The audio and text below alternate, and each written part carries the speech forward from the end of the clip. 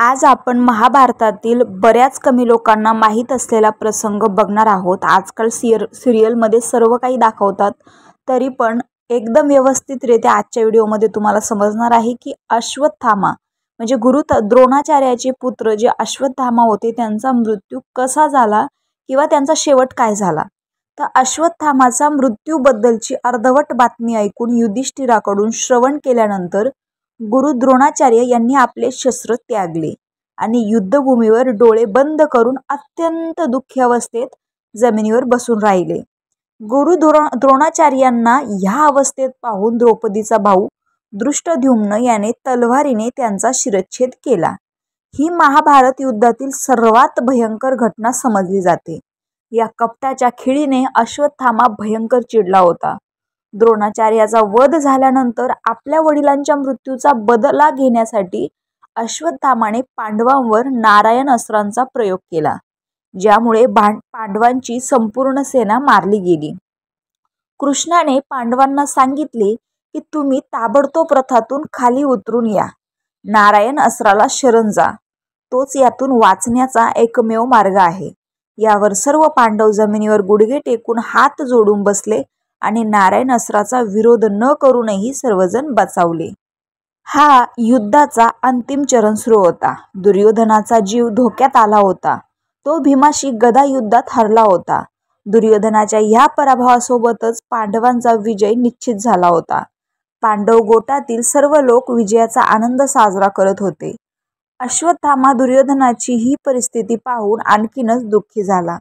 एक घुबड रात्री कावळ्यावर हल्ला करून सर्व कावळ्यांना मारून टाकतो। अश्वत्थामाच्या मनात देखील असाच विचार आला आणि त्याने घोर काळ रात्री कृपाचार्य आणि कृतवर्मा यांच्या सहाय्याने पांडवांच्या शिबिरात जाऊन तिथे झोपलेल्या पांडवांच्या 5ही पुत्रांना पांडव समजून त्यांचा शिरच्छेद केला। या घटनेने दृष्टद्युम्न जागा झाला तेव्हा अश्वत्थामाने त्याचा देखील वध केला। अश्वत्थामाच्या या कुकर्माची सर्वांनीच निंदा केली व तो महाभारतातील एक खलनायक ठरला। आपल्या पुत्राचा मृत्यू झालेला पाहून द्रौपदी आक्रोश करू लागली। तिचे दुःख पाहून अर्जुनाने त्या नीच कर्मखुनी ब्राह्मण पुत्राचा म्हणजेच अश्वत्थामाचा शिरच्छेद करण्याची प्रतिज्ञा केली। अर्जुनाची ही प्रतिज्ञा ऐकून अश्वत्थामा पळून गेला। तेव्हा श्रीकृष्णाला आपला सारथी बनवून आणि आपले गांडीव धनुष्य घेऊन अर्जुनाने त्याचा पाठलाग केला। अश्वत्थामाला कोणतेही सुरक्षित स्थान सापडले नाही। तेव्हा घाबरून जाऊन त्याने अर्जुनावर ब्रह्मास्त्राचा प्रयोग केला। नाईलाजाने अर्जुनालाही ब्रह्मास्त्र चालवावे लागले। ऋषीच्या प्रार्थनेला मान देऊन अर्जुनाने आपले ब्रह्मास्त्र मागे घेतले, परंतु अश्वत्थामाने आपले ब्रह्मास्त्र अभिमन्यूची विधवा उत्तरा हिच्या गर्भाकडे वळवले। तेव्हा कृष्णाने आपल्या शक्तीने उत्तराच्या गर्भाचे रक्षण केले। शेवटी कृष्ण अर्जुनाला म्हणाला, धर्मात्मा, निद्राधीन, बेसावध, मस्तवाल, वेडा, अज्ञानी, रथहीन, स्त्री आणि बालक यांना मारणे धर्मानुसार वर्जित आहे। याने धर्माच्या विरुद्ध आचरण केले आहे। झोपलेल्या निरपराध बालकांची हत्या केली आहे। जिवंत राहिला तर पुन्हा हा पाप करेल, तेव्हा ताबडतोब त्याचा वध करून त्याचे कापलेले मस्तक द्रौपदीच्या समोर ठेवून आपली प्रतिज्ञा पूर्ण कर। श्रीकृष्णाचे हे बोलणे ऐकून देखील अर्जुनाला आपल्या गुरुपुत्राची दया आली आणि त्याने अश्वत्थामाला जिवंतच पकडून शिबिरात नेऊन द्रौपदीच्या समोर उभे केले। एखाद्या पशुप्रमाणे बांधून ठेवलेल्या गुरुपुत्राला पाहून द्रौपदी म्हणाली, हे आर्यपुत्र, हा गुरुपुत्र आणि ब्राह्मण आहे। ब्राह्मण नेहमीच पूजनीय असतो आणि त्याची हत्या करणे पाप आहे। तुम्ही याच्या वडिलांकडून अपूर्व असे शस्त्रास्त्राचे ज्ञान प्राप्त केले आहे। पुत्राच्या रूपाने आचार्य द्रोणच आपल्या समोर बंदी बनून उभे आहेत।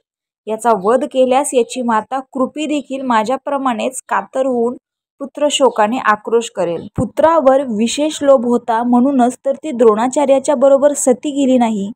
कृपीचा आत्मा निरंतर मला दोष देत राहील आणि याचा वध केल्याने माझे पुत्र तर परत येणार नाहीत ना, तेव्हा तुम्ही याला मुक्त करा। द्रौपदीचे हे धर्मयुक्त बोलणे ऐकून सर्वांनीच तिची प्रशंसा केली। यावर कृष्ण म्हणाला, अर्जुना, शास्त्रानुसार पतित ब्राह्मणाचा वध देखील पाप आहे आणि दोषी व्यक्तीला दंड न करणे देखील पाप आहे। तेव्हा तू तेच कर जे योग्य आहे। त्याला काय सांगायचे आहे ते समजून अर्जुनाने आपल्या तलवारीने अश्वत्थामाच्या डोक्यावरचे केस कापून टाकले आणि त्याच्या मस्तकावरचा मणी काढून घेतला. मणी काढल्यामुळे तो श्रीहीन झाला. नंतर कृष्णाने अश्वत्थामाला 6000 वर्ष भटकत राहण्याचा शाप दिला. शेवटी अर्जुनाने त्याला तशाच अपमानित अवस्थेत शिबिरातून घालवून दिले. आज पण अश्वत्थामा नर्मदाकडच्या शूळपाणीच्या जंगलात फिरत असतो. असे 3 वेळेस नर्मदा परिक्रमा करणारे श्री जगन्नाथ कुटे यांनी पण नर्मदे हर हर या पुस्तकातून केला आहे. याबाबत दुसरी पण एक कथा आहे की बुऱ्हाणपूर जवळ एका गावात जोशी मास्तर नामक गृहस्थ राहत होते. जवळच खूप मोठे घनदाट जंगल आहे. अश्वत्थामा त्या जंगलात फिरत असतो. तो आपल्या डोक्यावर पट्टी बांधून कधी कधी आसपासच्या गावात तेल आणि पीठ मागत असतो. एकदा अशा वर्णनाचा एक भिकारी जोशी मास्तरांच्या गावात आला. त्याने तेल आणि मीठ मागितले. जोशी मास्तरांना त्याबद्दल उत्सुकता वाढली. त्यांनी त्याचा पाठलाग केला. अचानक तो भिकारी थांबला, मागे वळून पाहिले. कशाला माझ्या मागे लागलास? त्यावेळेस जोशी मास्तरांनी विचारले. आपण अश्वत्थामा आहात का? त्यामुळे काही वेळ थांबून त्याने हो उत्तर दिले. जोशी मास्तर म्हणाले, आपण खरंच अश्वत्थामा असाल तर मला महाभारतातील रणभूमीवरील युद्धप्रसंग दाखवा. त्याने सांगितले. तुमच्यात ते पाहण्याचे ध्येय नाही. तरी जोशी मास्तरांनी हट्टच धरला. तेव्हा जोशी मास्तरला सावध हो असा इशारा दिला. पुढच्याच क्षणी जोशी मास्तर बेशुद्ध झाले. त्यांना त्याच स्थितीत दवाखान्यात भरती केले. नंतर भानावर आले तेव्हा त्यांनी ही गोष्ट सर्वांना सांगितली. त्यांना एक क्षणभर युद्धाचा प्रसंग दिसला, परंतु एवढा कर्कश, किंचळणारा, कानठळ्या बसणाऱ्या आवाजाने माझी शुद्ध हरपली. अशा प्रकारे अश्वत्थामाबद्दल माहिती मिळते. रामकृष्ण हरी.